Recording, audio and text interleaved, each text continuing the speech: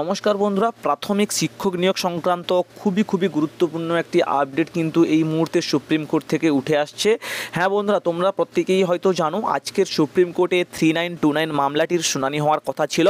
তো যথাযথভাবে এই মামলাটির শুনানি হয়েছে, দীর্ঘক্ষণ কিন্তু এই মামলাটির শুনানি হয়েছে। লাঞ্চের প্রথমার্ধে এবং লাঞ্চের পরে এই মামলাটির কিন্তু শুনানি হয়েছে, প্রায় 4:30 পর্যন্ত কিন্তু এই মামলাটির শুনানি হয়েছে। তো তার পরবর্তীতে একটা আপডেট কিন্তু উঠে এসছে, সমস্ত পক্ষের কাছ থেকে সব কিছু শোনার পরেই কিন্তু বিচারপতি যে রায়টা দিয়েছে সেটা হচ্ছে যে 3929 যে ভ্যাকেন্সি, অর্থাৎ 2020 সালের ডিসেম্বর মাসে যে 16,500 শিক্ষক রিক্রুটমেন্টের জন্য নোটিফিকেশান প্রকাশিত করা হয়েছিল এবং 2021 সালে গিয়ে যে নিয়োগটা হয়েছিল, তো সেক্ষেত্রে কিন্তু 16,500 টোটাল নিয়োগ কমপ্লিট হয়নি, ওই 12,700 মতো কিন্তু শিক্ষক নিয়োগটা হয়েছিল। ঠিক আছে, তো প্রায় 3929টা সিট কিন্তু ফাঁকা থেকে গেছিলো। তো সেটার দরুন কিন্তু একটা মামলা হয়েছিল, কেননা এই সিটটার উপর কিন্তু 2014দের অধিকার বলে তারা কিন্তু দাবি করেছিল, আর 2017 সালের যে টেট পাসরা ছিল তারা কিন্তু এই বিষয়টাকে নিয়ে মামলা করে, সেটা সুপ্রিম কোর্ট পর্যন্ত করায় এবং সেখান থেকে কিন্তু আজকের এই মামলাটির রায় এসছে। অর্থাৎ এই 16,500 শিক্ষক রিক্রুটমেন্ট প্রসেসে যে 3929টা সিট বেঁচে গেছে, সেই সিটটা কাদের? সেটা কি 2016দের কেবলমাত্র? অর্থাৎ যারা 16,500 শিক্ষক রিক্রুটমেন্টে অংশগ্রহণ করেছিল তাদের জন্যই কি এই সিটটা কেবল বরাদ্দ থাকবে? তো এটা নিয়েই কিন্তু আজকের মামলাটির শুনানি হয়েছে এবং সেখান থেকে বিচারপতি যে বার্তাটি দিয়েছেন বা যে রায়টা দিয়েছেন সেটা হচ্ছে যে 16,500 শিক্ষক রিক্রুটমেন্টটা কিন্তু এক্সপায়ার হয়ে গেছে, অর্থাৎ প্যানেলটা কিন্তু এক্সপায়ার হয়ে গেছে। তো তার পরবর্তীতে আবার একটা নিয়োগ প্রক্রিয়া হয়ে গেছে, সেটা আমরা প্রত্যেকেই জানি। তো এই বিষয়টা নিয়ে একটু পরে বলছি। তো এই 16,500 যে প্যানেলটা সেটা এক্সপায়ার হয়ে গেছে, তো তার জন্য 3929 যে সিট, অর্থাৎ যে মামলাটি, এটা কিন্তু আর পাবে না, অর্থাৎ এই সিটটা কিন্তু আর কারোর জন্যই থাকলো না। ঠিক আছে, অর্থাৎ 3929 ভ্যাকেন্সির উপর কিন্তু আর 16,500তে যে ক্যান্ডিডেটরা অংশগ্রহণ করেছিল তাদের অধিকার নেই, এরকমটাই কিন্তু জানিয়েছে। অর্থাৎ মোটামুটি আমরা যেটা জানতে পারলাম, 3929 যে সিটটা সেটা কিন্তু পুরোপুরিভাবেই বাতিল হয়ে গেল। মানে এক কথায় দেখতে গেলে দোষ করলো পর্ষদ, কিন্তু সাজা পেলো কারা? সাজা পেলো কিন্তু ক্যান্ডিডেট। ঠিক আছে, মানে এই ব্যাপারটাই কিন্তু ঘটছে।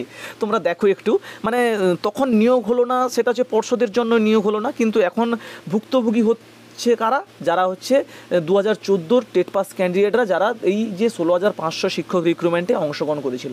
3929 মানে 3929টা যদি শিক্ষক চাকরি পেত, তাহলে কতজন মোটামুটি এখানে তাদের লাইফটা সেট করতে পারতো, তোমরা একটু বুঝতেই পারছো আশা করি।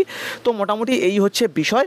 ঠিক আছে, তো 3929 ভ্যাকেন্সিটা কিন্তু আর থাকলো না, এটাই হচ্ছে কিন্তু বিষয়। ঠিক আছে, অর্থাৎ 16,500 শিক্ষক রিক্রুটমেন্ট পদে যখন নিয়োগটা হয়েছিল, সেই নিয়োগে অংশগ্রহণকারী যে ক্যান্ডিডেটরা তারা কিন্তু আর দাবি করতে পারলো না। তো বন্ধুরা, এই বিষয়টা নিয়ে আর্গুমেন্ট কিন্তু যথাযথভাবে আজকের হয়েছে। তো পর্ষদের উকিল স্পষ্টভাবে কিন্তু এই বিষয়টা নিয়ে জানিয়েছিল। ঠিক আছে, পর্ষদের উকিল বলেছিল যে যদি কোর্ট বলে যে এই সিটটা কাদের জন্য স্পেশালি যদি বলে দেয়, তাহলে কিন্তু তারা সেইভাবে সিটটাকে ক্রিয়েট করে তাদেরকে আবার নিয়োগ করাবে। ঠিক আছে, এরকমভাবে বলেছিল। তার পরবর্তীতে 2017 সালের যে উকিল ছিলেন মীনাক্ষী আরোরা ম্যাম, তিনি আবার সেটাকে বলেন। তারপরে তিনি বলেন যে 17 ক্যান্ডিডেটদের যে নিয়োগটা হলো 2022-এ, তাদের উপর যেন কোনো না আঁচ আসে সেটার কথা বললেন। ঠিক আছে, অনেক মিস গাইডিংও হয়েছে আজকের। ঠিক আছে, তোমরা যদি লাইভ দেখে থাকো সেটা তোমরা বুঝতে পারবে। তো 2014 টেট পরীক্ষার ভিত্তিতে নাকি কেবলমাত্র এই 16,500 রিক্রুটমেন্ট হয়েছে, এরকমভাবে কিন্তু মিসগাইড করেছে কোর্টকে। কিন্তু অবশ্য এটা নয়, 42,949টা সিটেও কিন্তু নিয়োগ যথাযথ হয়েছে। তো ঠিক আছে, তো এছাড়াও মোটামুটি 2017 সালের যে ক্যান্ডিডেটরা তারা প্রত্যেকেই চাকরিটা পেয়ে গেছে। এই বিষয়টা নিয়েও মোটামুটি সমস্ত কিছু ওখানে মানে আর্গুমেন্ট হয়েছে। অর্থাৎ যারা কেস করেছিল আর কি এই 3929 মামলাটিকে নিয়ে। তো মোটামুটি আজকের এই যে আর্গুমেন্টগুলো হয়েছে সেটার ভিত্তিতে যে বিষয়টা উঠে আসছে সেটা হচ্ছে 3929 ভ্যাকেন্সিটা আর নেই। এই যে সিট সংখ্যাটা, এই সিট সংখ্যাটা কিন্তু পুরোপুরিভাবে বর্তমানে বাদ, অর্থাৎ কেউ ডিমান্ড করতে পারবে না এই মামলাটির উপরে বা এই সিটটার উপরে, এটাই হচ্ছে বিষয়। তো এর পরবর্তীতে যদি কোনো আপডেট পাই অবশ্যই তোমাদের কাছে আমি তুলে ধরার চেষ্টা করব। ঠিক আছে, তো মোটামুটি 16,500 পরিপ্রেক্ষিতে যে 12,700 মতো শিক্ষক নিয়োগটা হয়েছিল ওটাই সম্পন্ন। ঠিক আছে, প্যানেল এক্সপায়ার হয়ে গেছে যেহেতু, তার জন্য এই সিটটা আর কিন্তু বরাদ্দ নেই।